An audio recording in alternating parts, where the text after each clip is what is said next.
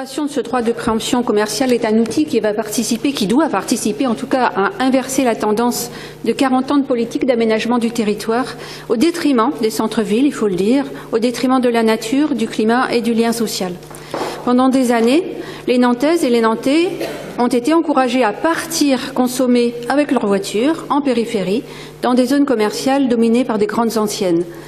Cette politique d'aménagement a eu un impact néfaste sur la fréquentation des centres-villes, beaucoup plus cruel d'ailleurs sur les villes moyennes que pour Nantes. Elle a réduit les surfaces agricoles et les surfaces naturelles, elle a conduit à un étalement urbain, au développement de la voiture individuelle et à l'augmentation des émissions de gaz à effet de serre.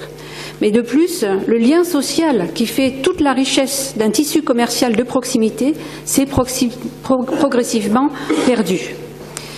Aujourd'hui, la tendance s'inverse et Nantes attire et les mètres carrés, on le voit, sont insuffisants. Il y a une très faible vacance des locaux commerciaux. Avec ce droit de préemption, la ville de Nantes se dote d'un outil pour accompagner cette vitalité soutenue et s'assurer d'une offre commerciale complète, attractive, diversifiée et surtout accessible à toutes et à tous. En diversifiant l'offre, puisqu'on relie, elle permettrait de relier les micropôles qui existent au centre-ville, de relier ces petits pôles entre eux, en évitant les mutations des rez-de-chaussée en service et en augmentant ou en adaptant les surfaces à la demande des projets de commerce. Mais nous voulons aussi un centre-ville qui nous ressemble. Et Nantes, c'est la ville de l'économie sociale et solidaire, on le répète régulièrement, la ville de l'alimentation durable, des circuits courts, de la création, du réemploi, la ville de la transition écologique. D'où ma question.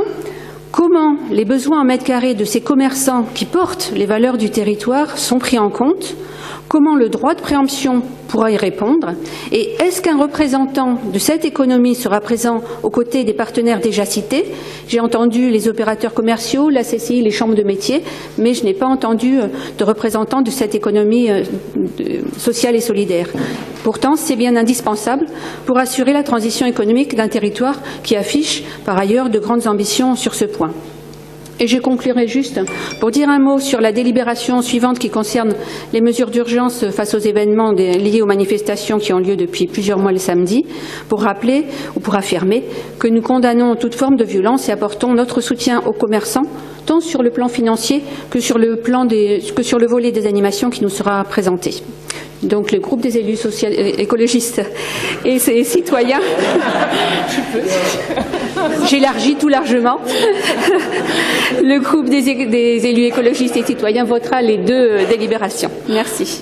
Je note que cette matinée commence bien, mais je confirme, je crois même qu'au-delà de la majorité, j'imagine que l'ensemble des élus du conseil municipal apportent leur soutien aux commerçants dans cette période. On va d'ailleurs en parler dans la délibération suivante, puisque Alain Robert rappellera les mesures exceptionnelles que j'ai souhaité dégager pour être concret sur ce soutien.